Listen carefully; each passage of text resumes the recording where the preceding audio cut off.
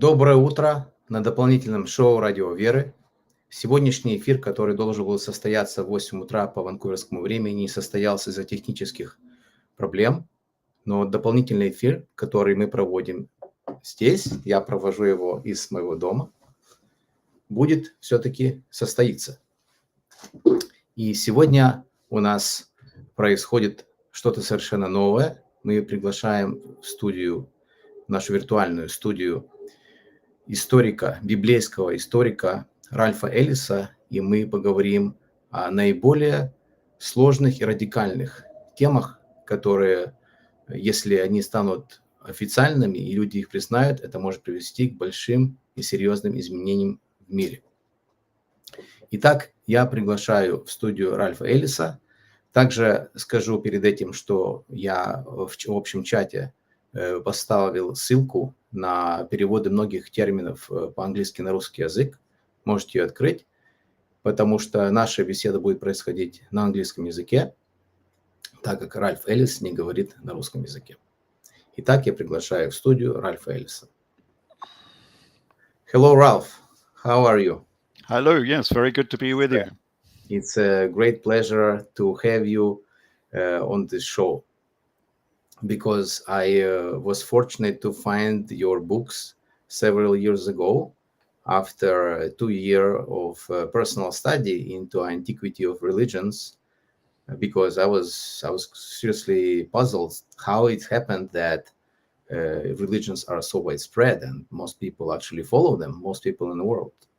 And this was a big mystery to me. So after going through some sources, I probably, if I would have found your books earlier, I would think that your theory is too unusual. And but now, because I did spend a bit of time looking at various theories, when I saw your theory, everything clicked and made sense. So that's why I think I would like to have more people aware about your work. And as well, I would like to point everybody to your extensive books. You have 12 books published? Yeah, I think 14 now. 14 books. 14 books. And also you have an extensive set of YouTube lectures where you go in a good detail with pictures and diagrams about your thesis.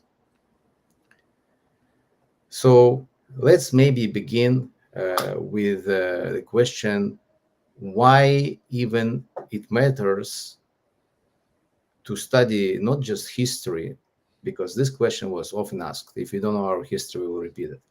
But this is not just any kind of history. This is history related to the biblical times that you focus on. What is the drive for you or for other people who think that follow you to actually want to know this stuff? Yeah, it's really a drive for the truth. When I was at school, I was effectively an atheist at school, which was a little bit unusual. This is, 60 years ago. And people would always ask, why do you not believe? Everybody else believes. Why are you different?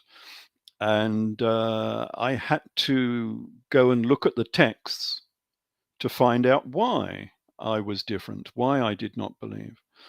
And when I did so, I found two things. A, that most people don't read the texts. So I ended up knowing much more than any other pupil and most of my teachers, in fact, all of my teachers. And B, a lot of the text didn't make any sense. There were great holes in the text. The text did not agree with what the priests were saying, because we were in a church school. So obviously we had quite a lot of religious instruction. Sorry to interrupt you. Were these holes based on the internal logic of the books, or are these holes that didn't fit with outside science? Or something like that? Everything. It was not the book of peace that been led to expect, especially in the Old Testament. A lot of the events were not as the books were actually saying. And then I found, of course, that all of these people were missing from the historical record. So we have this big, long story, 2,000 years of history, and none of these people can be found in the historical record. And that was troubling, because either it's all mythology, as the mythicists will say, or perhaps we're looking in the wrong location, or maybe looking at the wrong date, and that's why we can't find these people. I didn't really believe. Sorry, go ahead. I must say is that I come from the Jewish cultural background. I'm an atheist, but it's impossible to escape this background because there is a lot of great things in it, and you don't want to leave. You want to have the sense of humor and everything like that. So I kind of know what is people think in the Jewish environment, and I think most people think that there is historical evidence. They never ask and never look for it, but they just think. I'm talking about laymen for like kings like the Solomon or King David. I was quite surprised to find out in my 30s that there is no archaeological evidence for either of these people. Yes. I mean, yes, I know you have found, everyone who is listening, Ralph Ellis interested me because he actually says everything pretty much written in the Bible, the Old Testament and the New Testament, take away the mysticism, is actually true if you can read it properly. But yes, but it's a strange truth, because it's a truth that people don't want to hear. So my claim is that I can find every event and every major character within the Old and New Testaments in the historical record. But my version of this new story changes things slightly. So these people become powerful people instead of mere shepherds. And perhaps we can look at that. Let's take the Exodus just as an example. We have this great story, great Exodus, a very eventful happening with, 300,000 people going out of Egypt and going up towards the Near East. Surely that cannot slip out of the historical record if it really happened. But of course, as you say, nobody can find any evidence for this Exodus in the historical record. So what happened? Well, I think it's fairly obvious what happened, but they don't want to acknowledge that the Israelites were actually Egyptians. Well, actually, let's explain to our listeners, because our listeners have probably zero context. So when we say historical records, we mean physical objects that are found that represent what happened, or coins or things like that. Yes? No, actual texts. We have Egyptian texts written on papyrus that go back to this era, and on stelae, big stone blocks with writing on it. And so we know quite a lot of what happened within Egypt. And so we have this history. But it's very difficult to find the Israelites within this history if you look in the normal record. Yeah. But I have found them all just by looking a little bit further in the past. So everybody says that the Exodus was in circa, Ramesses II sort of time. So we're talking about 1250 odd BC, something of that nature. I say, no, nothing to do with Ramesses II. This happened during the reign of Ahmose I, which is circa 1580 BC. So we're a little bit earlier. But everything... it's quite a bit of difference. This is 300-year difference. Yeah, 300 in such a long history is nothing. But everything that happened in the Exodus can be found in this era. So what is the Exodus? I don't know how familiar people are with the Exodus, but there are a number of things that happened. To everyone in Russian, Exodus means исход. Исход. Это когда евреи вышли из Египта в Израиль. Sorry, get back to English, yes. But the main thing is the plagues. The plagues. Yeah, the plagues of Egypt, which happened just before the Exodus. So we have these number of incidents that happened, major events within the history of Egypt, which you cannot find during the Ramesside You found period. a big volcano, right? You found a volcano about that same date. So, well, the first thing is that the people who went on the Exodus were called shepherds, the patriarch shepherds. Yeah. But there were a group of people known as the shepherd kings of Egypt, the Hyksos. They are the Hyksos shepherd kings. So Mhm. they are also shepherds. And a pharaoh of theirs was called Jacob. But wouldn't But everyone at that time be a shepherd king? Because everyone was obsessed with agriculture. Every king no, was this is nothing to do with agriculture. This is to do with the cosmos. This is to do with the Zodiac. These were the kings of Aries, because Aries became dominant in the night sky in 1750 BC. And okay. so some people stopped believing in the Apis bull and started believing in the Aries, the sheep. And Right. so But they again, became the shepherd kings. I see. So now we are at 1750, then we're at 1580. That's a span of 200 years. That's a long time for any kind of belief to settle and permeate the whole public. That can, Oh, in your books, yes. say that this was one of the reasons why there was a split, right? Well, there was a whole dynasty of these people. It wasn't just one king, of course. There was a whole dynasty. But this change in religion caused a split between North Egypt and South Egypt. So some people were still believing in the Apis bull, and some people had become Hyksos shepherds. Yeah, so let me explain to the listeners. So the theory, as I understood it, that there was some civilization in Egypt, and most of it were believing in the bull. The bull was a sacred animal, and some of this is still preserved. But what happened is that the reason they thought the bull was sacred animal, one of the reasons was the Zodiac sign that was visible in the sky. There were other reasons, but this is probably the primary reason. And then at some point, the zodiac sign changed to the Aries sign. This has created the split between people's views. Some said, okay, the bull is no longer sacred. Some said, no, it's still sacred. So and you say that this is the conflict that caused the Exodus, pretty much. Well, yes, that started the conflict. So we had this division between the people. That didn't help, of course. And if you can just bring up my share screen, Yes. you will see that. Let's go to this one first. So this is the cartouche for the Hyksos kings. Yeah. These are the Hykau Kasut, or we call them the Hyksos from the Greek. Yeah. And they were mainly in northern Egypt. And they were very educated people. They created the Rhind mathematical papyrus, which has got a lot of our mathematics that we use today, is on this papyrus. This papyrus comes from 1700 years BC, 3,700 years ago. So But one of their pharaohs, little joke out of this, sorry, puts a bit of humor, that your theory is consistent with the fact that most people think that Jews have a very high IQ. So yes, sort of, yes. It started back then. If we will follow the theory that Hyksos were the ancestors of the modern Jews. Yeah, this is the Rhind papyrus from the Hyksos. This is an actual document from 3,700 years ago.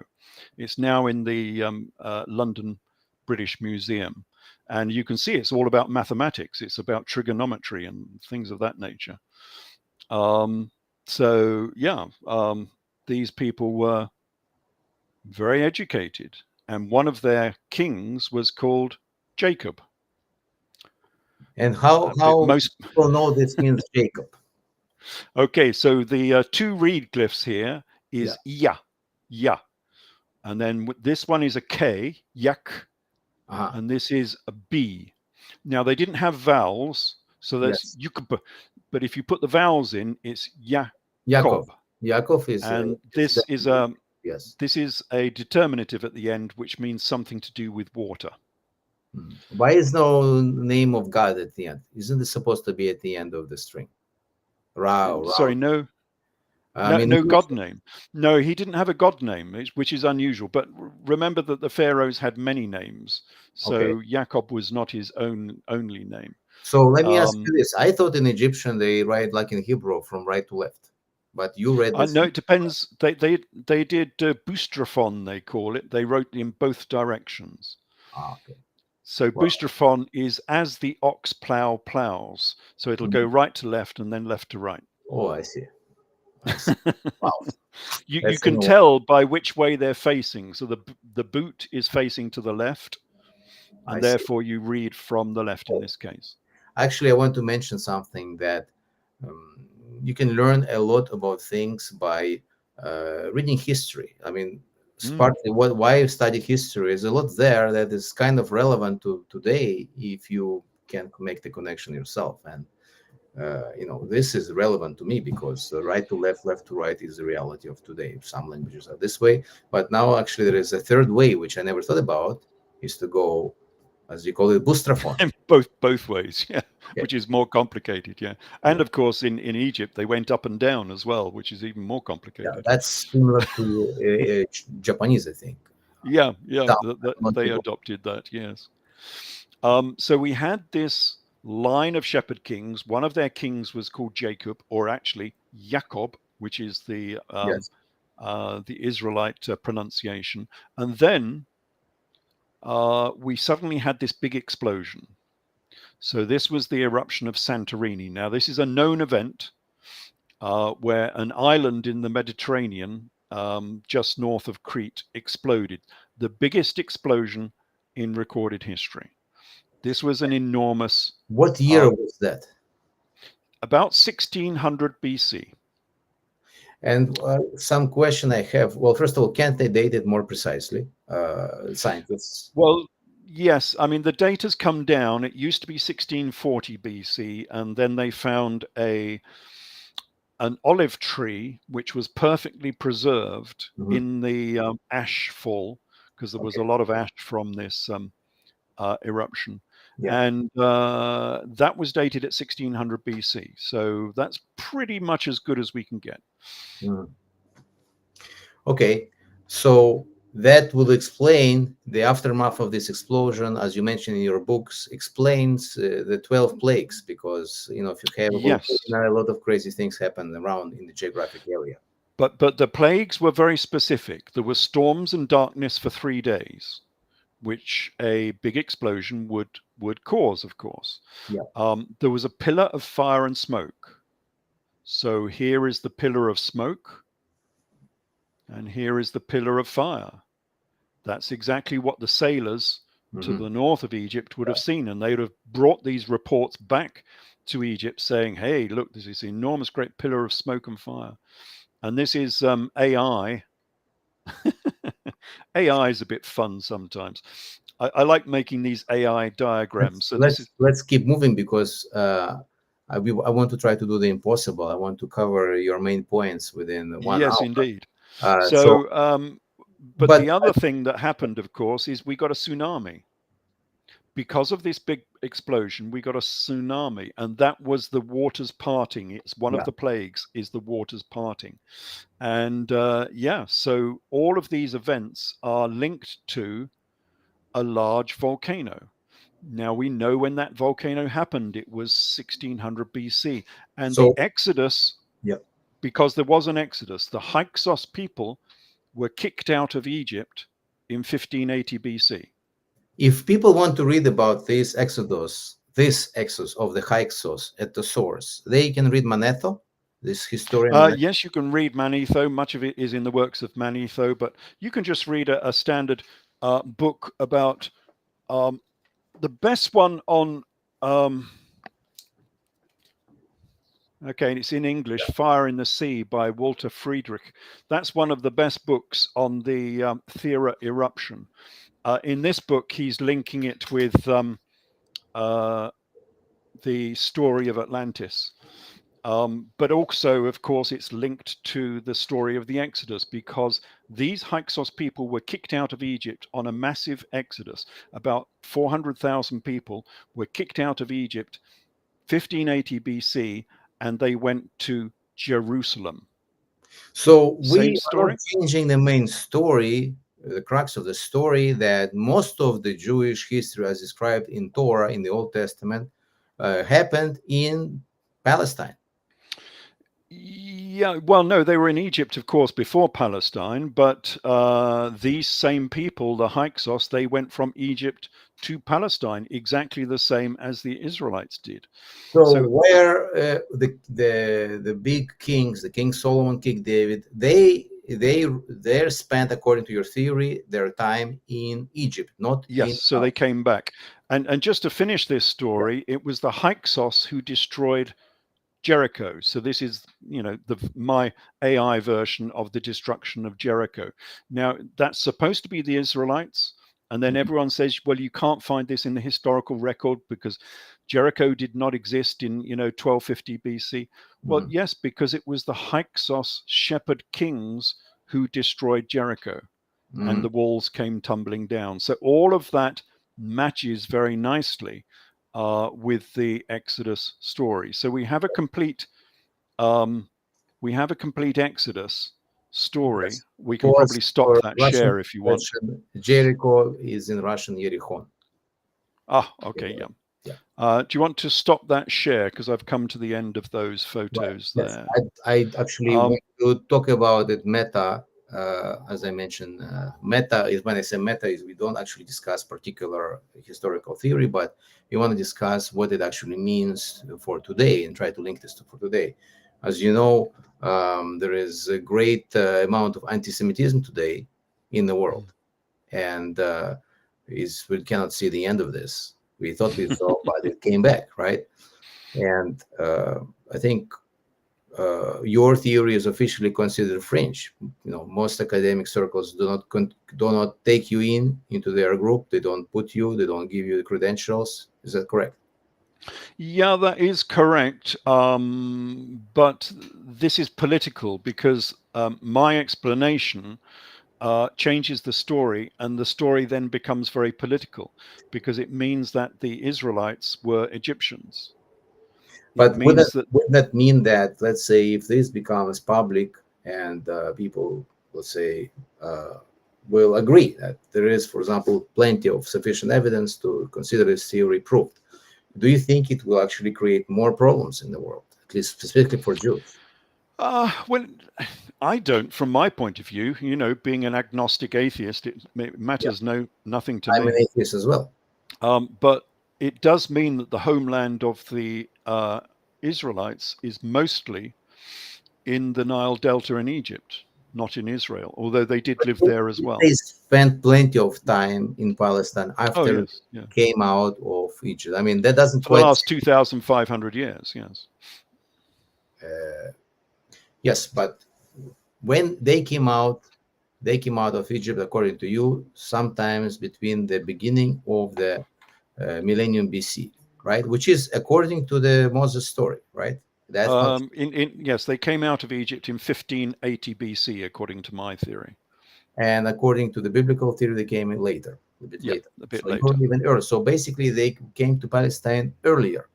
They spent more time in Palestine. More time in there. So everyone who is going to try to utilize this, listen to this. This theory actually is in favor of the historical. I actually don't think Israel should be remain as a country because of some historical precedents. I think it's because Israelis took barren land at the beginning of the 20th century and cultivated it and make it a paradise. Which they did. That's why they should own this land, and they have a claim to this land now because the work they did now, not because a long time ago they were there. That's different. It still adds to the claim that this was their homeland, because that was always the problem after the Second World War. They were trying to decide where to put the Jews, and some people said Madagascar, some people said Uganda. They were going to send them to Uganda. But of course, the Jews said, no, our traditional homeland is Israel. There's no point us going to Uganda because someone's going to claim that at some point. It wasn't, that's here I may know some history, or maybe you misspoke. It happened not after the Second World War II. This talk started already at the end. Yes, before, yes.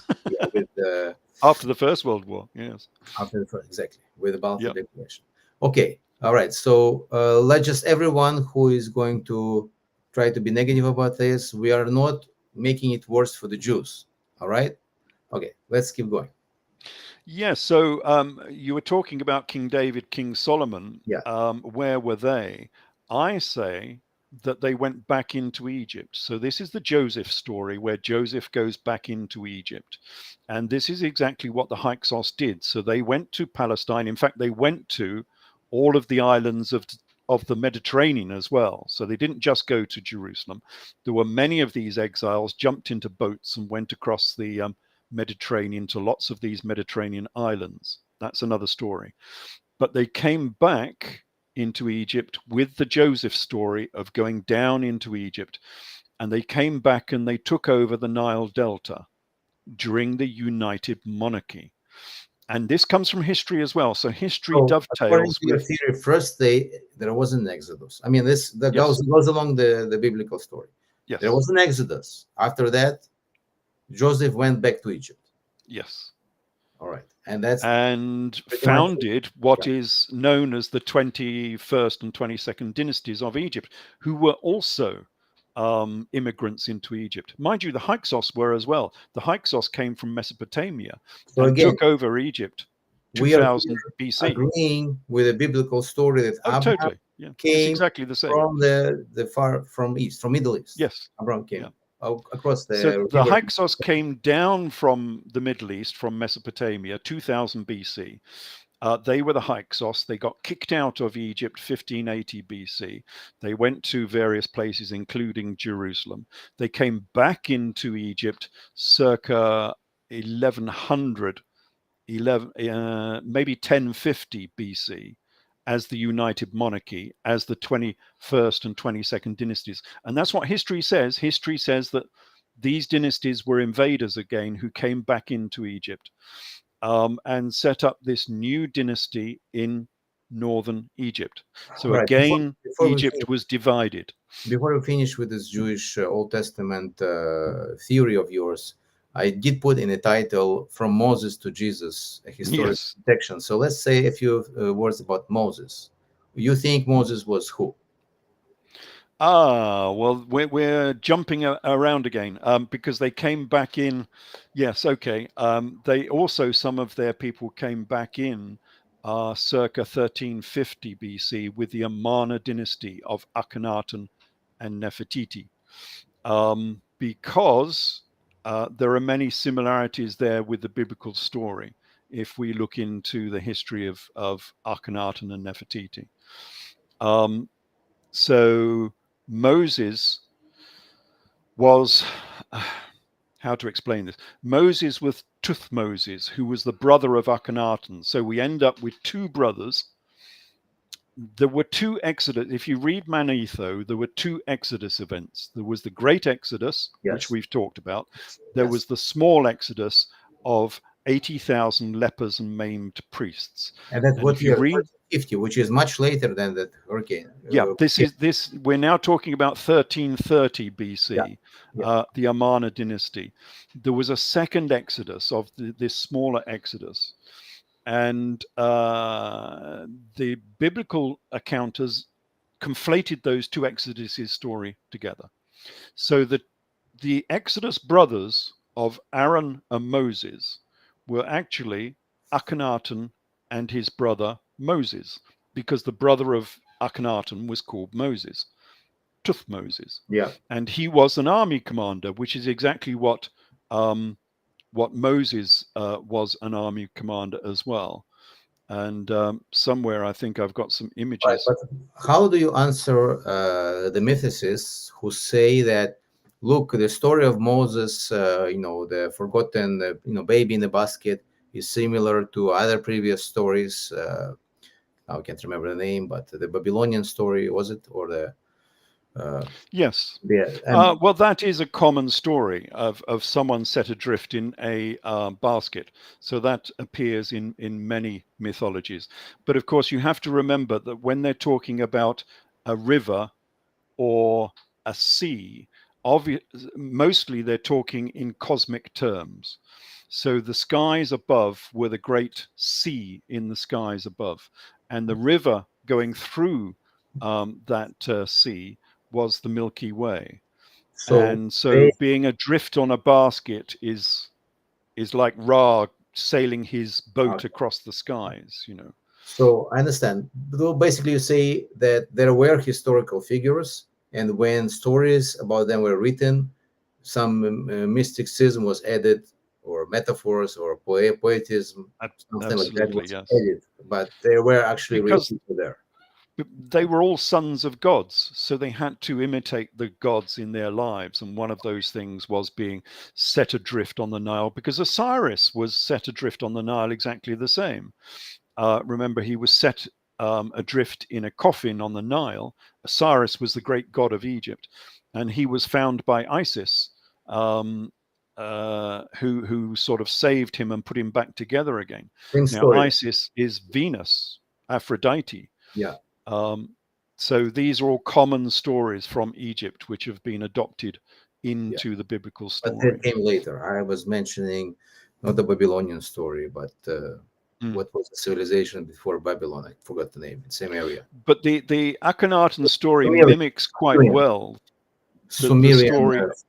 That's what I remembered. So the Yeah. Sumers. All right. Let's now stop talking about your theory of the Old Testament and just people to go and read. Which book they should read about this? Most of this is contained within Jesus, Last of the Pharaohs, and Tempest and Exodus. And they're available online. They should be part of a series. So all of my books are part of a series, and that is the. And these are the first two books you wrote, right?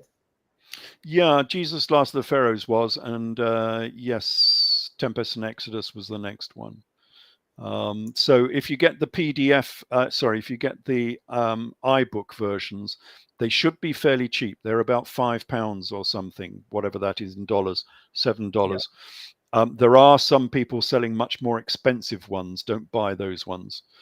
The ones that are part of a series, someone who is not very good in English, is there, or not even good in English, but has no means to buy English books on Amazon, for example, how can he buy your electronic version directly from you or something like that? Is it possible? No, I don't keep books anymore. So everything is through Amazon or through Google. There are audio books which are done through Google Play. So some of them are on there. The best way is through Amazon, I think, but they are all in English. The only foreign language ones I have are Chinese and Korean. Okay. But I don't have Russian.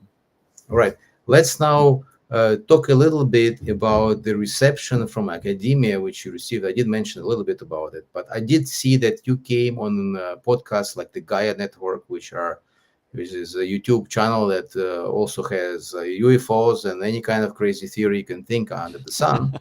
But you still decided to go on there, and has that? I mean, I know your theory is totally scientific. I mean, you're not subscribing to all those things.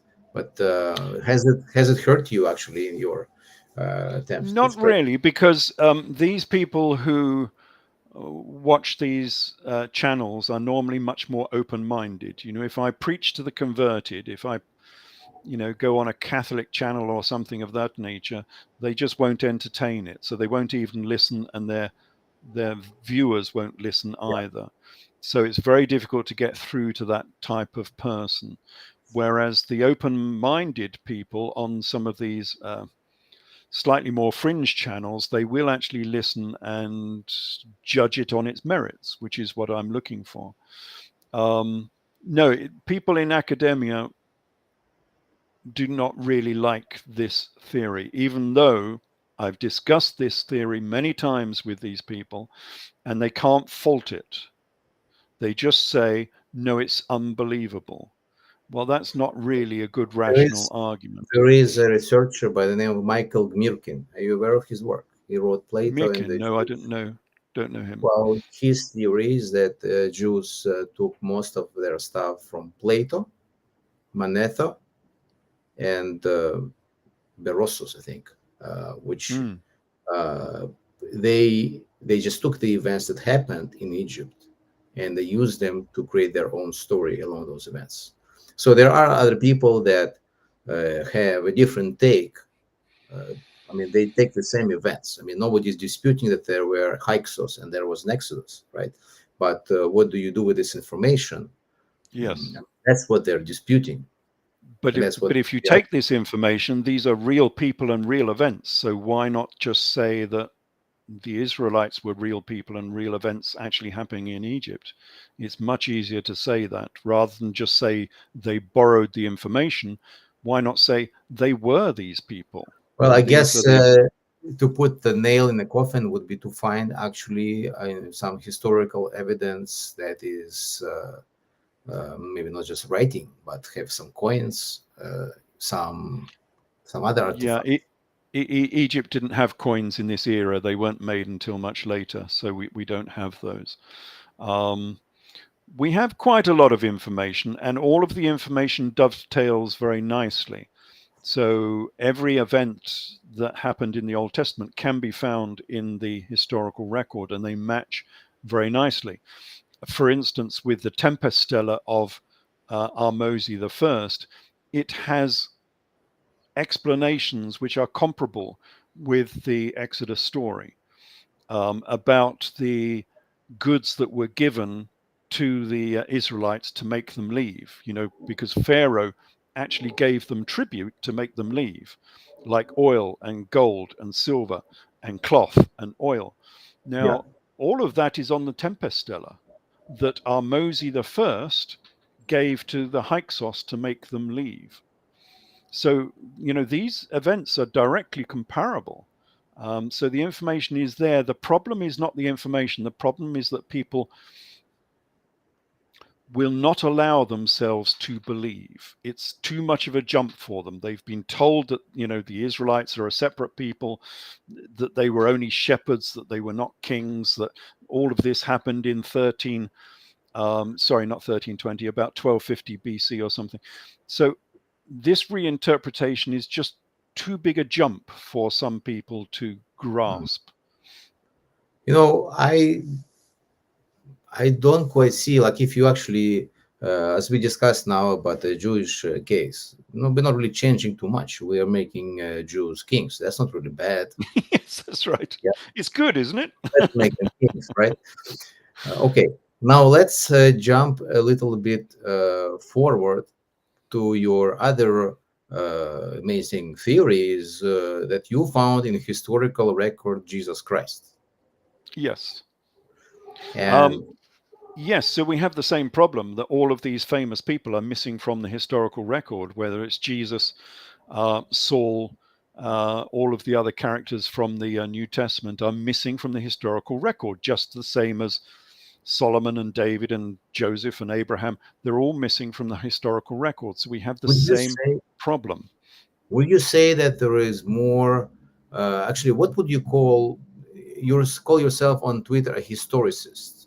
So is a historian of the Bible? Or what is the term, the professional term? Yes, well, looking at the history of the Bible, not the spiritual or religious aspects of it. They don't concern me at all. An existing term for this, because there is a theologian, that's not you, because theologian is a believer, has to be a believer, right?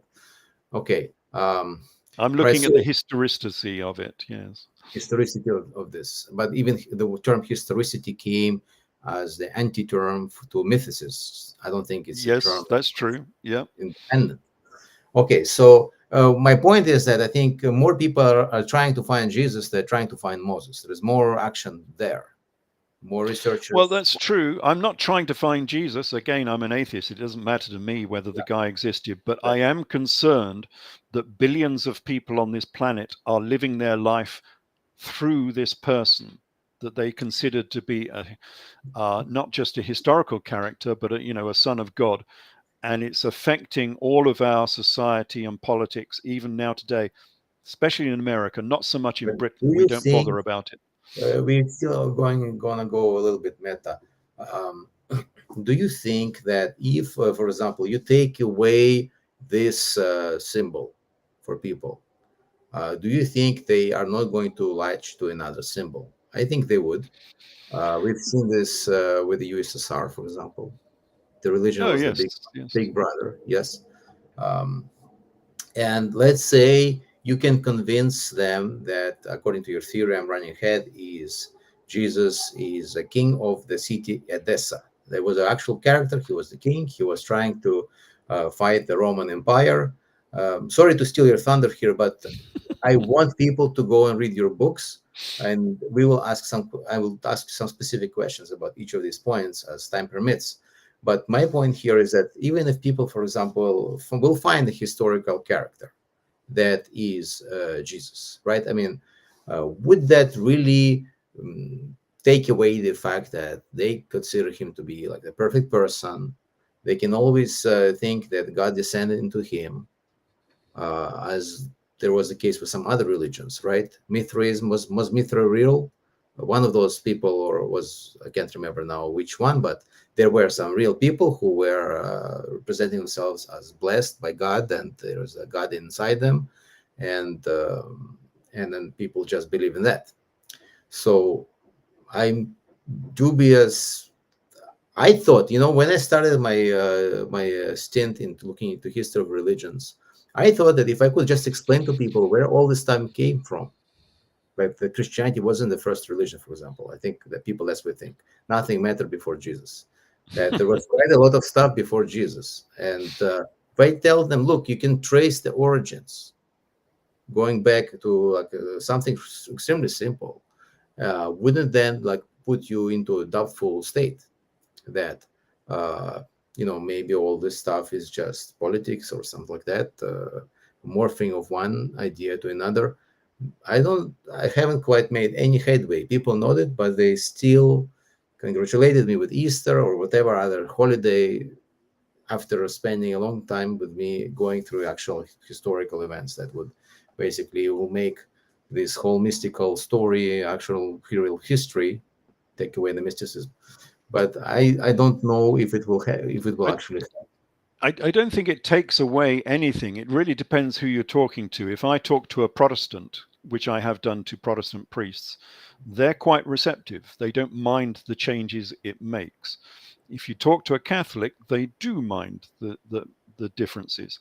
I'm not sure about the Russian Orthodox, how orthodox they are, whether they would like it or not. I would imagine they're more like the Catholics. But all this theory does is it takes the artisan carpenter poor Jesus and turns him into a real warrior king. That But is that's the only difference. this The maybe story. why. Sorry to interrupt you. Sorry. I have a theory why they don't want this. That goes against the philosophy of altruism, because Yes. they want one side to be weak. They Yes. want Yes. one side to be subservient to another side, and it's actually not quite clear which side is the weaker, because um, the crucifixion story, that Jesus was killed for the sins of the people. So this is the point that Ayn Rand made, actually, that you have this perfect being, that you consider this Jesus to be the perfect being, and then he died for your sins. I mean, shouldn't the perfect being be your king, maybe, or something like that? Yeah. Something that you want to like lavish with comfort, but no. But you say that he died for your sins, which means that he sacrificed himself. Plus, they value the fact that it's voluntary. The sacrifices are voluntary. But this business of the persecution complex is quite effective as a method of keeping people together. Remember, the Jews do exactly the same. They have taken the Hyksos shepherd kings, who were very powerful, the most powerful people in the region at the time, and they've turned themselves into poor shepherds at the mercy of the evil Egyptians.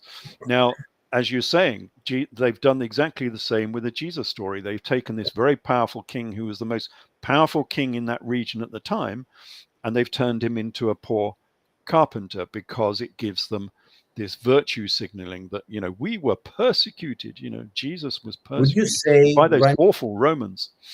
trying to relate this to the modern day, would you say that maybe what Putin does now in Russia is he's saying, well, everyone is against us, everyone Yes. hates us, we have to unite? Yes, yeah, absolutely. It works every time. The Muslims do this all the time. They blow people up True? left, right, and center. The Muslims, yeah. Yes, yes. They blow people up. They commit big atrocities, and they say, "Oh, it's because we were persecuted." No, you're the people blowing people up. It's not because you're persecuted, but it works every time. People like this story, and this is what they've done with the gospel story. They've taken this king. For political reasons, I say this was not done by accident. This was done by Rome, because the whole of this gospel story was about the Jewish revolt. It was a battle between this king and the Romans, which actually did happen. This is real history. But it did happen a little bit later again. So the timeline is not the same. So it wasn't the AD 20s, it was the AD 60s. And I call this the chronological chasm. Don't But most this, people accept this chasm? I mean, Atwill accepts this. yes, James yes, Valiant accepts this. You debated James Valiant, I remember. yeah. That's not very controversial to say that there's a gap. It's becoming more accepted now. I was the first, I think, to start on this with the 40-year gap. And then, yes, as you say, other authors have joined me. They have different ideas. Their ideas are not the same as mine. But you get Atwill, for instance, and he says this is all about the Jewish revolt. It's a story about the Jewish revolt. Yeah. And they invented this story about the Jewish revolt. But I'm saying, hold on a minute. You don't need to invent anything. You've got the story there. Why Well, not they look did for not the invent it. characters That's in in that? Joseph. Hold on. They did not invent it. The fact that there was a Jewish revolt, I read about it in Will Durant. I mean, and Will Durant probably read it from Josephus. Uh, so I'm not sure. First of all, I think we are running ahead because some people don't know what we're talking about. Let me just quickly explain that the biblical story about Jesus is supposed to be at the beginning of the first century, somewhere around year 30. But most historians now agree that the Gospels, the four Evangelia, both Gospels, were written after the Jewish War of the 70s. So Yes. many people came out and said that maybe the story of Jesus, who apparently predicted the war, mystically predicted the war that will happen in the 70s, was actually maybe the whole thing was happened in the 70s and not in the 30s. And you're saying this, and you have found a great name for this, the chronological gap. I think that's your original term. Yes, that's mine. Yes. Nobody has used that. Perhaps people don't know that Jesus did actually describe the siege of Jerusalem in his little apocalypse. So he actually describes what happened during the Jewish revolt. Now, that is claimed to be prophecy, but of course, if he was a leader of the Jewish revolt, then he would have known all about it. And he does the same with another two characters within the gospel story. And he's talking about these characters, but they are AD 68 characters. These are leaders of the Jewish revolt. And so again, if you look critically through the gospel events, you will find lots of pointers towards an AD 60s story. And so the only pointer that points us towards AD 20 is the mention of Pontius Pilate. Apart from that, there is no chronology to go on. I see. Pontius But Pilate. I think, yeah, was he it was John the Baptist? Was it that John the Baptist also a character from that period? Yeah, he was earlier, but he was a generation. Most people believe he was a generation earlier, and that's always been a difficult topic because we actually know when John the Baptist was killed. I don't know if people know, but John the Baptist is a real historical character. He doesn't just appear in the Gospels, he appears in history as well. So he appears in the works of Josephus and the works of Moses of Corinne. And that brings us to Edessa, because people won't have heard, why am I connecting this with Edessa? Let me first John, interject. with the translation. Moses of Korean, I looked it up. In Russian it's Моисей Харейский. Это не Моисей, который Моисей, главный Моисей. There you That's go. not the main Moses. This is another guy whose name happens to be Moses, Moisei, Yes. but his last name is Korin or Holorin Yes. in English, and in Russian it's Hareyski. And this is a historian of ancient Armenia, right? Yes. He is all about Armenia. And Edessa, of course, he's a historian of Edessa. So we have this story of John the Baptist who gets his head cut off. Now, because he got his head cut off, it was to do with this marriage between Herod Antipas and Herodias. Now, in order to marry Herodias, Herod had sent his wife back. Very fast. Even I, who read some stuff about this, forgot everything. Most people don't know. So there was the great Herod. That's not the guy we're talking about. This is his grandson, right? Or something like that. No, just his son. Oh, that's just his son. Okay. Yes. And his name was also Herod with the suffix Antipas. He had, just like Herod, the interest in Judea. But he married who? He married Pharsalus of Petra, so the rose-red city. So the princess of Petra. And he was married to this lady. But he fell in love with Herodias, who was the wife of one of his brothers. Okay. And so he divorced Pharsalus and sent her back to Petra. That's in Josephus, right? That's all in Josephus, is it? Yeah. Oh, yes. This is all in Josephus. And by the way, this is why we know. Who listen to us, Josephus in Russian is Joseph Flavi.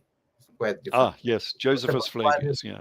Yes. So because most great people historian. Most people did read him. The intellectuals have read him in Russian. This is one of the common books that people read. And he's very historical, of course. There's all of the history we know of the first century comes really from Josephus. So he really is first and foremost a historian. So we do not have any either side source, except the theory that you're saying, Manetho and so on. But we don't really have any outside source except Josephus, right? And Moses of Korea. Historian who wrote anything about this? Jews? Yeah, the Syriac historians, the Armenians. So Moses of Korea and but that's, couldn't we say there's a couple. Couldn't he say he just rephrased Josephus because he lived much later? No, because he contains extra information. Remember, Moses of Korea came from Edessa and from Armenia, and so he had different sources.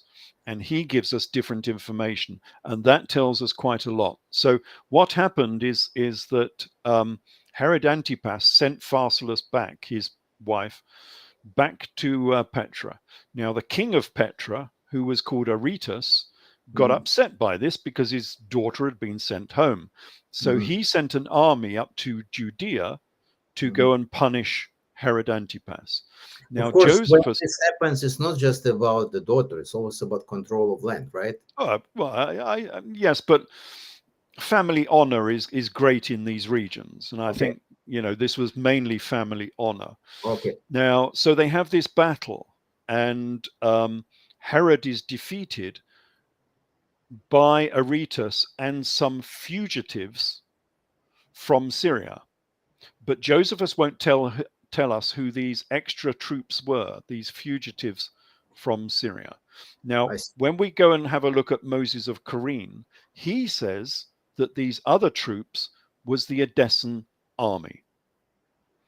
So actually, let me intercept, because when you say Edessa, just from the pronunciation, there is a city in Ukraine called Odessa. No, not that one. This is not what you're talking about. There is another city in Russian, the same, Edessa, which is located in present-day Iraq, but no, it's in Turkey, modern Turkey. Oh, it's modern Turkey. Okay, but it's somewhere in that area, or Syria, that area, and there is a city it's near the Euphrates River. Right, and is there somewhere in that geography Palmyra? Is that around there somewhere? Palmyra is just south of Edessa. Okay, now Palmyra.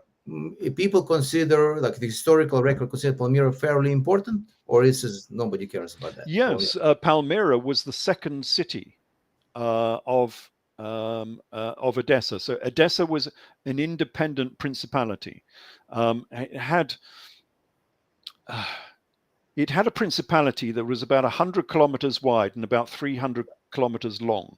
So it was quite a large principality that covered almost down to Damascus in Syria. So it was quite large, and it was completely independent but subservient to Rome, of course, as all of these people were. But the interesting thing about this story that we've just seen is that Moses of Karen says that the Edessan army was down in Judea to avenge the death of John the Baptist. Mm-hmm. Now that's interesting. Now we know why Aretas was fighting this battle. It was because his daughter had been sent home. Yeah. Now the Edessan army was down there because of John the Baptist, and this directly implies that John the Baptist was a prince or a priest of Edessa. Yeah. Otherwise, the Edessan army would not have come to avenge his death. See. So now we have just linked. Maybe important person. We can't really jump to the conclusion that he was a prince. Well, that's what Moses of Karen says. It was. Well, he does say that. I see. Yeah. He says it was to avenge the death of John the Baptist. Now, but does he use that name, or does he use some other name that exact same? No, that's exactly what he says. So we've from that little text, it's only one paragraph. We have now linked Edessa with the gospel story, because one of the primary people involved, John the Baptist, was a prince of Edessa, and remember, John the Baptist was the cousin of Jesus. So you can see how close this story starts to get to Edessa. So let's pause here. We are nearing the 1 hour. We usually finish in 1 hour. We will continue a bit longer, but I want to tell people that you can read about your theory about Jesus in which book? Your last book is the most recent. Yes, version? It's not actually my last book. This is let me go to the top here. It's called Jesus, the King of Edessa. Now, this is part of a 4-book series. If we can just do a screen share on that, so I'll bring it up. Thanks. Still waiting. Yeah. Okay. So yeah, it's not coming up, is it? Let me remove the screen share, and you can try to do this. We did this exercise. I can do it again. Yes. Yeah. Here we go. While you're focused on this, let me that's sharing. Yeah. To the audience. So, we here today, as a summary, we are discussing very important stuff that happened in antiquity, but because most of the world is in one of the 3 major religions, this stuff is quite relevant to what's going on now. And unfortunately, many conflicts are based on which religion you subscribe to. Now, I would ideally want people to reject religion altogether, but I realize I cannot change this. It's a personal project for each one of you. I wasn't an atheist until I turned 30. I thought I was an atheist, but I realized I wasn't. It took Ayn Rand to make me an atheist. But one thing I liked about, for example, another of your colleagues, but she was a mythicist, Acharya S., who showed that many of these stories you consider to be very different and opposite to each other, actually so much intermixed. They're all linked, and you should, instead of hating each other, you should actually find commonalities between these stories. That's more fun. And now what you're saying to this, and I think that your theory really brings all those other theories under one roof. Because when I read your thing, your books, and I said it was after a long process of my own research, I realized that they don't really contradict each other if you put everything in one framework. So your framework says, look, all these stories, all the history is linked. The Roman Empire is linked to the Eastern stuff, is linked to the Judaism, to the Judea area. Everything is linked and interlinked. And in your other books, you actually say you're going all the way to India, right? Yes, we go to India as well. The main thing I think that the difference is it makes the story political, because if you look at the history of the gospel story, it doesn't really tell you why this happened. But of course, in my story, this is part of the Roman Empire, and this was a political struggle within the Roman Empire for these people. These people, the Edessans, were given their lands tax-free. And the Romans had started coming across and taxing the Edessans, and they didn't like this. So they started this revolt against Rome, and that is why that share should be coming up. I don't know why it's not showing. I do show the share. People can see the share now. Okay, I can't see it on mine yet. So I maybe can talk a little bit about the coin that's on the cover of this book, the crown that's this. Yes, if that's showing and people can see it, that is a king of Edessa. That's what they look like. Now, this is a later king. This is King Abgarus, not King Manu. The king in question was called King Esus Manu. You might recognize the name. And that's similar to Jesus. Jesus Emmanuel, of course. And Emmanuel is because El is the Jewish suffix, the Judean suffix for God. But in history, he was called King Esus Manu. And of course, you can see on the coin that he wears a crown of thorns. Yeah. That was the traditional crown of the Edessan kings. And you can see it in the bigger picture of the king standing there. Yeah. He wore a crown of thorns and a purple cloak. And the New Testament says that Jesus was crucified while wearing a crown of thorns. Is that? Yeah, crown of thorns, a plaited. Can you see that this crown is plaited? I don't know what plaited means. Plaited means cross, like noughts and crosses, you know. You can see the pattern here on his helmet. Now, Jesus had a plaited crown of thorns, and you can see that's exactly what the Edessans wore. And they wore this same crown for like 250 years. You know, it was the traditional crown of Edessa. And they started this dispute with Rome, which we call the Jewish revolt. Because remember, these Edessans were Jewish. The Talmud says that the queen of Edessa became a Nazarene Jew. But these were Jewish by religion. They just adopted Judaism, right? They're not real. They adopted, but they had come out of Egypt, and I say that original Judaism was Egyptian. I see. Because the primary symbol of Judaism was the Zodiac, which is why we have all of these zodiacs in Judea. I don't know if people know. The Star of David, you mean, or no? No, Zodiac. So this is a Jewish zodiac. So this is a very. Can you see that? Is it? Yeah, I see it. Yeah, it does come up. Okay. This is a Jewish zodiac on the Sea of Galilee that was owned by Jesus, Jesus of Gamala. Now, Jesus of Gamala was the rebel leader of 600 rebel fishermen. Now, who was the leader of fishermen in the first century? Anyway, this is a Jewish zodiac. Above this is the Temple of Jerusalem and the Ark of the Covenant and all of that. So this is a Jewish zodiac. It was their primary symbol of the Nazarene Jews. And this is quite an interesting zodiac because you can see Helios in the center. Yeah. Now that's strange because that's the Greek Helios. He shouldn't be there on a Jewish zodiac. No. And he's holding a spherical earth in his grasp. Yeah. But you can see what is it dated to? What's the date of this? The date of this, if you look at his head is pointing at the conjunction between Aries and Pisces, which is the 1st century. And we know that this was a 1st century zodiac because Josephus Flavius was sent to destroy this zodiac.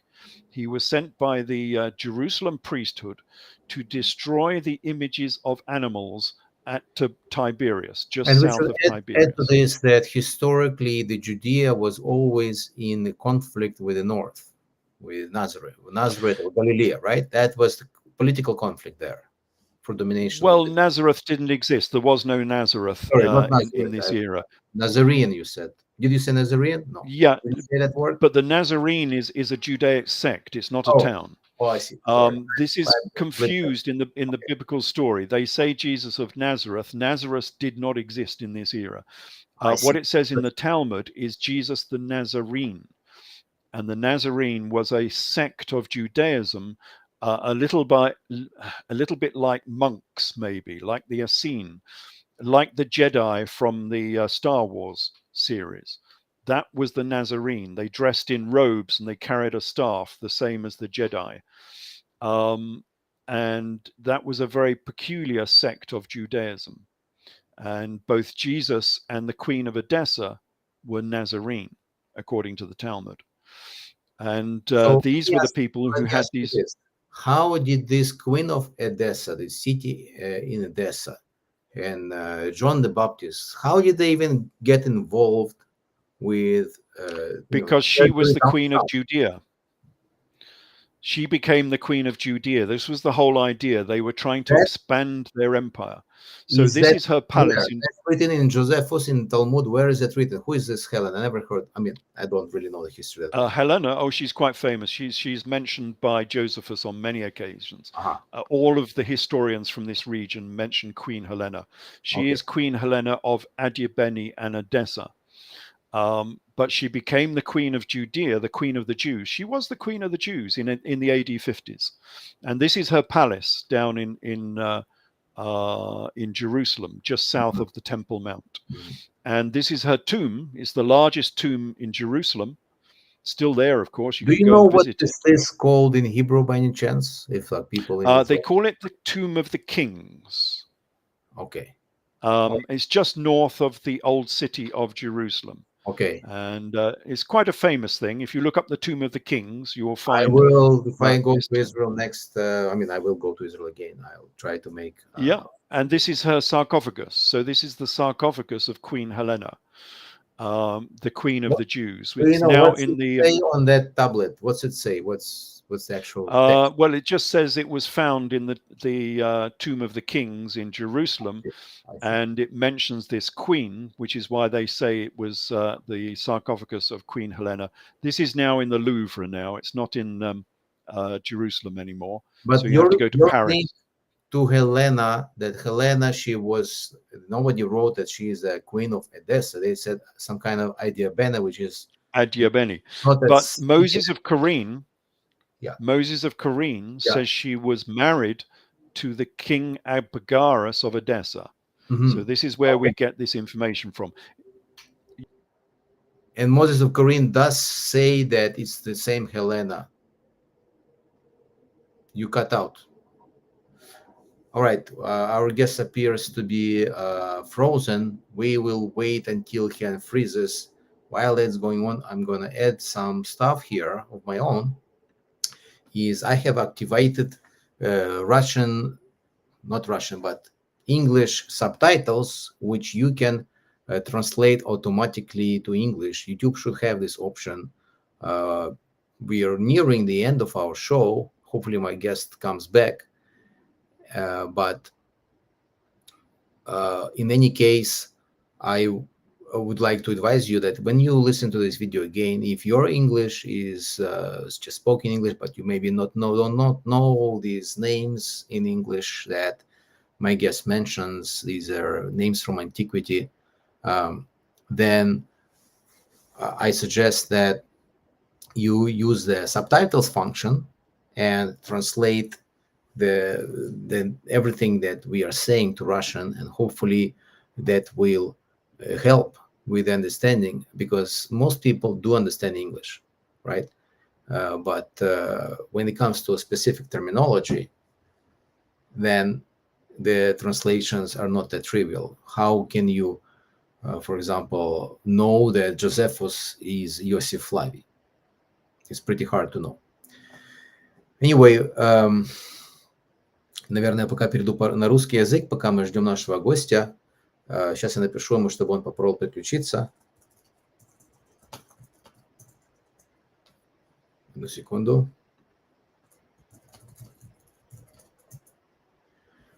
I would hate it if we would leave this like that, without a good and nice ending. I think it's not on my end. No, I have internet. But these kind of things happen, and what matters is that we make the most of the situation. Я опять перешел на английский. Да, очень тяжело переключаться между языками, но теперь, так как я пока говорю на русском языке, еще раз повторю, те, кто не понимает всех терминов на английском языке, которые мы упоминали в этом интервью, пойдите в функцию субтитры и включите ее, и там же будет перевод на русский язык. Это первое. Второе, я немного расскажу вам о том, как я наткнулся на теорию Ральфа Эллиса, и я уже немножко говорил на английском об этом, но так как у меня есть время, повторю. Какое-то время я изучал теорию древних религий, я хотел узнать, как так получается, что большинство населения планеты придерживается одной или другой религии, и мне было это очень удивительно. Поэтому я взял книги, источники, которые я мог найти, но не столько как священные книги, то есть Библия и так далее. А вот мне интересовало, что говорят историки. Я нашел такого историка, которого зовут Уилл Дюрант. Уилл Дюрант. И его перевод, его книги есть на русский язык. У него много томов. Каждый том посвящен какой-то эпохе. И вот первый том, который у него посвящен преистории, древней истории, в котором он говорит и о Иудее, и о Древнем Египте, и о Индии. И поэтому таким образом у меня получилось более-менее какое-то понимание о том, что было, а потом уже я стал читать конкретные теории. И вот Ральфа Эллиса я нашел уже под конец, а до этого я читал, такая есть Ачарья С. или Д.М. Мёрдок, которая написала книгу «Существовал ли Моисей?». Но ее теория о том, что все эти персонажи, которые упоминаются в Библии и так далее, это не настоящие люди, это просто мифы. Мифы, которые были переделаны из предыдущих мифов и сделаны как бы на новый манер. Чем мне понравилась теория Ральфа Эллиса, что как бы с одной стороны она не отрицает, что многие истории связаны с переиначиванием мифов, но тем не менее это сделано о людях, которые действительно существовали. Более того, он говорит, что если читать эти книги, Библию и другие книги, Старый Завет, Новый Завет, то если отбросить мистицизм и прочитать строки больше как метафоры, но надо понимать, что эти метафоры значат, то тогда получится, что почти все, что сказано там, это действительно так и было. Например, как мы уже сегодня обсуждали, что евреи действительно перешли реку Ефрат, то есть они пришли из Востока. Они действительно жили в Египте, они действительно вышли из Египта и перешли в Палестину. И сегодня есть там Израиль. Действительно это все происходило, но где найти доказательства, исторические доказательства? Вот Ральф Эллис их находит. Например, он нашел вулкан, который взорвался 1600 лет до нашей эры.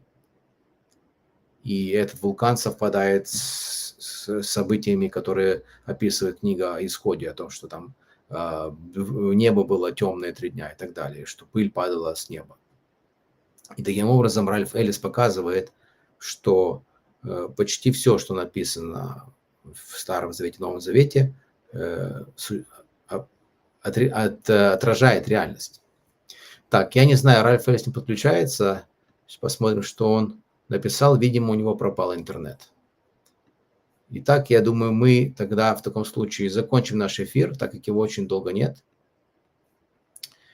И, может быть, мы пригласим еще раз Ральфа Эллиса, и мы уже более детально будем рассматривать какие-то моменты в его теории, потому что если вы просто напишите в YouTube Ральф Эллис, вы найдете множество ютубов, в которых увидите, что каждая тема длится час, 2, даже 5 часов был один у него эфир, где он рассказывает об этом. Вот Ральф нам подключается, значит, мы сможем нормально закончить наш эфир. Одну секунду. Hello, Ralph. Hello, we're back again. It dropped out for some reason. Yeah, there was an internet hiccup, and that does happen. I was speaking a little bit Russian and explained some things about your theory. Hopefully, people will be able to follow. But we should start winding down. Maybe what can we say in conclusion? That first of all, I would like to invite you again in the future to this show that I'm running here, and every now and when we have it in English. We try to do it in Russian, but you know what? It's very hard to find Russian speakers who can speak on Western subjects. Our main show, which runs from 8 a.m. to 10 a.m., has a lot of well-known Russian speakers, but very few of them can speak about the Western subjects because there's a concern now. There's a war between Ukraine and Russia, and there's a lot of this on the Radio Vera show, or Vera, how to pronounce this in English. But I wanted to also bring subjects that maybe would be more relevant to the Western audience, and I think this show is an example of this. So in the future, I would like to invite you again. If you will find the time, I will be very glad. And I would like to go in more detail. Just again, people, Ralph Ellis has 2 hour, 3 hours, sometimes 5 hour discussions, and you'll be surprised. It's never boring. You never fall asleep because these stories, the things that he connects, are absolutely fantastic. We only saw a glimpse. We only discussed now John the Baptist and how the John the Baptist connects this city, which is never anywhere mentioned, or very little mentioned, is connecting this to the Judea and the biblical story. And his main theory is that the king of this city, Edessa, is the Jesus that everyone is trying to find. But there is much more to this, which unfortunately we are not going to cover today. I urge you to go through his books. We did show a cover of Ralph Ellis's book, one of them, and you can find many others on Amazon. You can read them on Kindle. I'm reading his first book now. And we will this way be able to cover all the other topics and subtopics. Also, very interesting, Ralph, maybe you can speak 5 minutes about your activity on the climate issue, which is a very different thing, but is very important and very relevant to today. Yes, I'm also a climate scientist, so I'm ambidextrous. I do a lot of things. I'm a polymath, you might say. So I understand. I'm also a jet captain as well, so I fly aircraft. So you name it, I do it. But yes, I wrote this paper on climate because I felt that was not being researched well enough and not being explained well enough. And the thing that was missing was an explanation for why the ice ages happen. There was no explanation as to why these events happened. We know there's something to do with orbital cycles, but the orbital cycles need a feedback agent. And of course, in today's environment, that feedback agent has to be CO2. But of course, it's not, because CO2 does not follow the ice age cycle in the right fashion. For instance, when CO2 is high, the world cools into an ice age. And when CO2 is low, the world warms into an interglacial. We're in interglacials now. That is the opposite of what they're saying about CO2. So I started this big investigation into what might be Is it the opposite? true. They are saying yes. that when CO2 is in the atmosphere, the world warms. Is high. But actually, they say that CO2 will warm the atmosphere, but it doesn't. When CO2 is at a maximum, the world cools. The opposite. Okay. Yeah, totally the opposite. Yeah. So I was looking around for another mechanism for how this can happen, and that mechanism is dust on the ice sheets. So during an ice age, we have these enormous great ice sheets, which are very white, of course. They are covered in snow, and they will reflect away any of the sunlight coming in. Now, and so they cool the earth, of course. They're reflecting all of this energy away. Now, to make these ice sheets absorb more energy, you need to cover them with dust. And it just so happens every interglacial warm period is preceded by dust. Lots and lots of dust, 10,000 years of dust. Where and that is that makes dust coming from? well, that's what nobody has ever found before. It comes from China, from the Gobi Desert. But of course, the Gobi Desert is not a proper desert. It's grassland. Now, to make the Gobi turn into a desert, what happens is that CO2 goes down with the ice age. As the world gets cooler, obviously the CO2 levels go down and down and down and down. And they reach a level at which all of the plants die, because what they won't tell you is CO2 is plant food. Yeah. It's the most important gas in the atmosphere. Without CO2, all life on Earth will die. Yeah. And so don't believe these people when they say that CO2 is a pollutant. No, it's plant food. It's the most important gas in the atmosphere. Let me ask you, why is when I'm by a heavy driven traffic road, it smells bad? Sorry, say again? Let's say I'm standing by some highway and a lot of cars driving, and they have all these gas fumes. According to the idea that CO2 should make trees grow more, that's not really happening.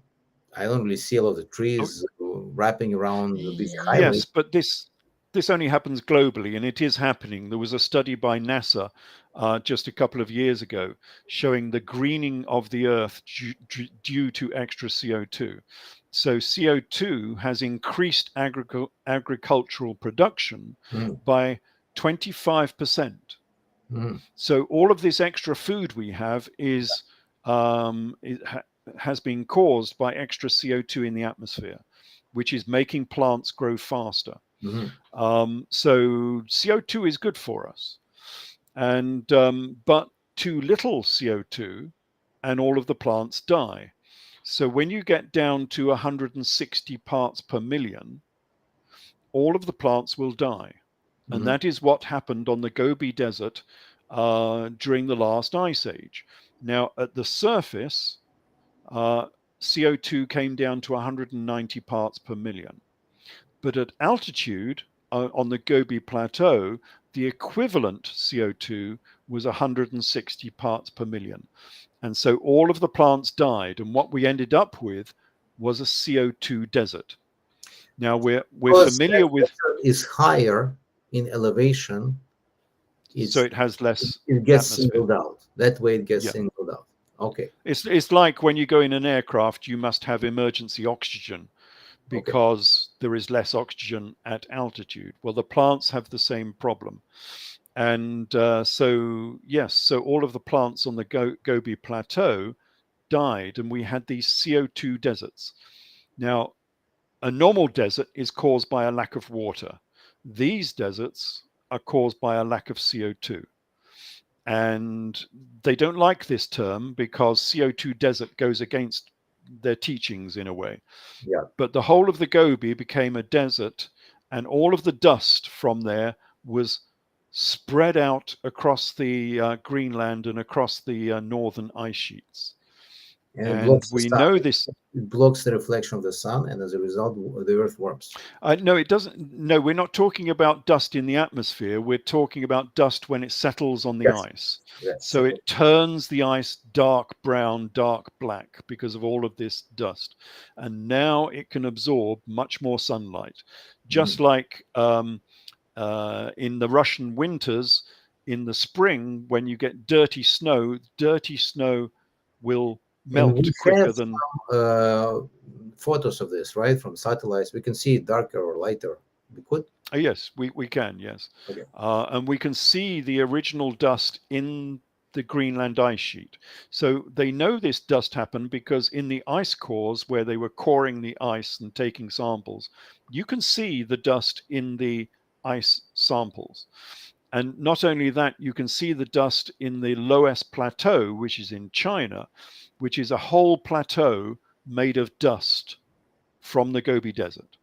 Wow. And it has 1 million years of layers of dust in that low S plateau. So you can see where the dust has come from, and you can see the ice ages in the dust record. And people can read this in your paper. Yes, so my paper is called Modulation of Ice Ages by Dust and Albedo. And I probably have a picture. Load it up while you're doing this. I would like to finish our interview on the meta discussion about academia. We did touch this a little bit, but you now challenge the academia on two grounds. You have an interpretation of the history of the biblical history, and you are challenging now on the climate. Yes, but yes, I like challenging them. So, but the climate paper was actually reviewed by the academia. Oh yes, it's peer review. It was published by the Beijing University. So this is the paper. It's called Modulation of Ice Ages by Precession and Albedo Dust Feedbacks. It's been downloaded 50,000 times, so it's very successful as a paper. Yeah. And nobody has managed to challenge what is in that paper. Mm-hmm. They won't agree with it necessarily, but they've not been able to challenge and refute what I've written in that paper. Is the paper referenced? Because you can see. Oh yes, fully referenced. Yeah, and it's free as well. You can download it. I do not mean that you're referencing other researchers. I'm saying. Other people. Yeah, are they referencing your paper? It has been referenced by other people, but not very much, because it goes outside the current orthodox agenda within academia. And this is one of the problems with academia.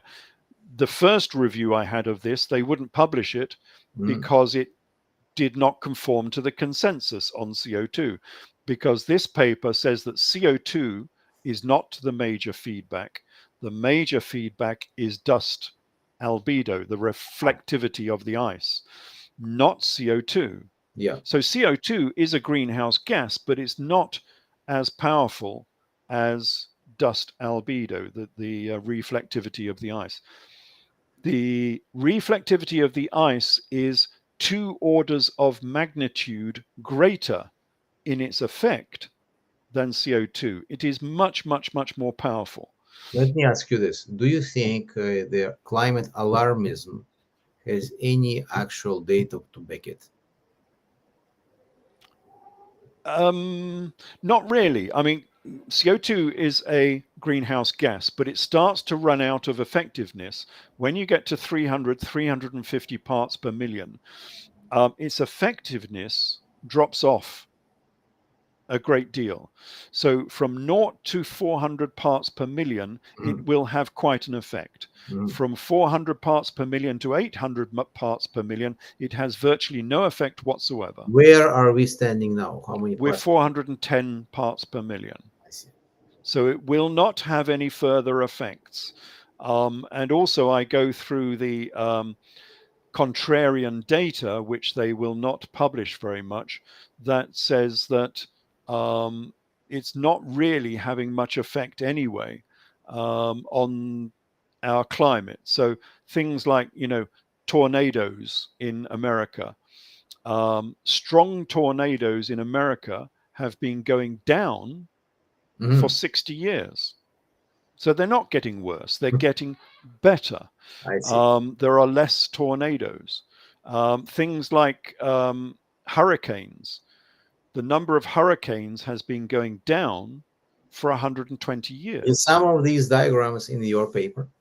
Oh yeah, no, not these ones aren't in my paper. These are separate. So, but you can find these. A video where you can get this information probably. Yes, I have a video in. Yes, in my videos we have this information. Right. So the actual information, the actual weather we're having is contrary to what they're saying on the media all the time. They're saying the weather is getting worse, So the world is going to end, but it's not. All of these are out of proper papers. So this came out of Chand et al. This is only last year, I think, this paper. And it was doing the history of tornadoes sorry, not tornadoes. This is tropical cyclones, so hurricanes. But The this history. information seems to be ignored by the big science. Oh yes, because it goes against the agenda. They're saying they're trying to say that the weather is getting worse, but of course it's not. Can we draw a parallel here before we finish? We'll finish on this note that the information is there in both biblical research. Anyone can read these books.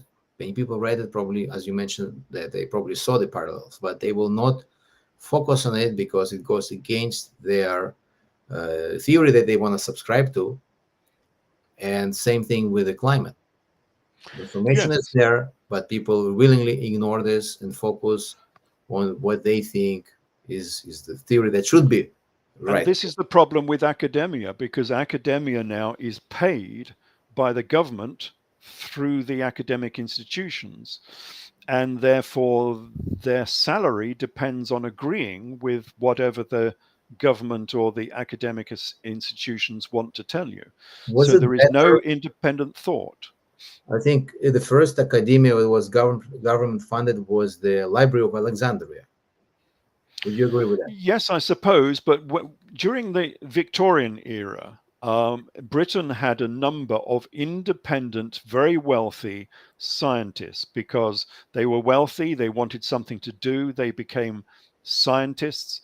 And of course, they were beholden to nobody because they were totally independent. They were independently wealthy. Mm-hmm. And therefore, you got a much broader spectrum of ideas than from modern academia. If you're an academic, especially in something like climate science, you cannot go out and say, oh, it's due to the reflectivity of ice, because you will not get a grant. Yeah. To get a grant, you must agree with the CO2 agenda. And we've had this with the dark snow project. Part of my research of what I was doing here, they were looking at the reflectivity of the northern ice sheets, and they could not get a grant for it. They finally got a small grant, and then they got a GoFundMe. You know what the GoFundMe is? Yes. They got a GoFundMe to do the science because they would not back this research.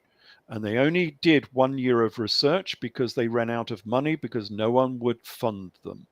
And that's the problem. How are you going to find alternative ideas for alternative methods of controlling the climate if you will not fund them? And that's the problem with academia. I also hold the view that research should be private, as everything, or almost everything, because I subscribe to laissez-faire capitalism. But when I voice this, people say, well, then some topics that have no immediate application, they will not be funded. Nobody will research it. And look, some mathematics that was developed in the 18th century had absolutely, they say, no application, like maybe like graph theory or something like that. And look at this now, and it has all this application, computers. This would not happen. And it's true. What's your answer to this? I don't know if there is an answer. What you say is perfectly true. You need government funding for fundamental research that has no commercial product at the end of it.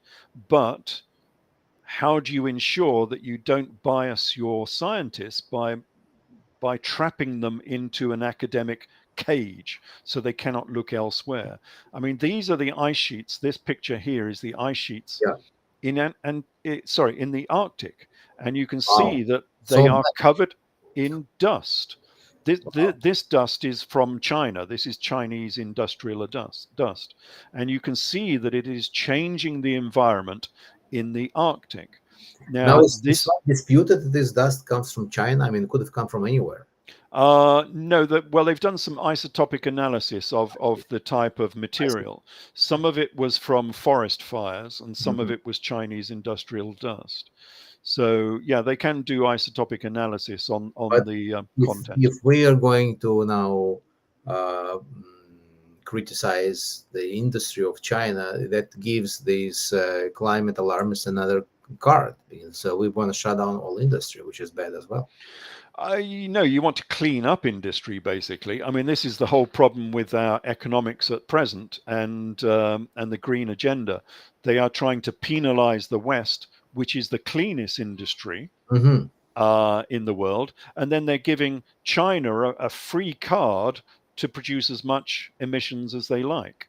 So we are shutting down our coal-fired power stations because they're bad for the environment, and yet China is opening up a new coal-fired power station every month, no less than that. Every 3 weeks, they're opening a new coal-fired power station. I kind of I follow your argument, but I think this is the after 2 hours almost of our discussion, I found a disagreement with you. I want the government out of every possible enterprise. So maybe we can take it up in our next discussion. Right. Yes, Let's summarize here and finish. I would like to thank you, Ralph, for finding the time to come to my show, to taking a chance, especially that our talk show radio is mostly in Russian. It's great that you're trying these new avenues to spread your ideas. You never know what is going to be actually effective. And there's possibly sitting a guy like me who also was wondering where all this came from, all this religion stuff. And he will listen to our interview, and he will actually plunge and become the next researcher into these topics. Yes, we need more researchers, that's for sure. We need more researchers, and we need more researchers that are not afraid to stand like Ralph against the academia, against the consensus view. Stand like Howard Rourke stood against the consensus of the architectural view. Ralph is doing this in his field, and I wish success to your books, that people would read them, and I'm looking forward to invite you again. Thanks, Ralph. Thank you very much for having me. Thank you.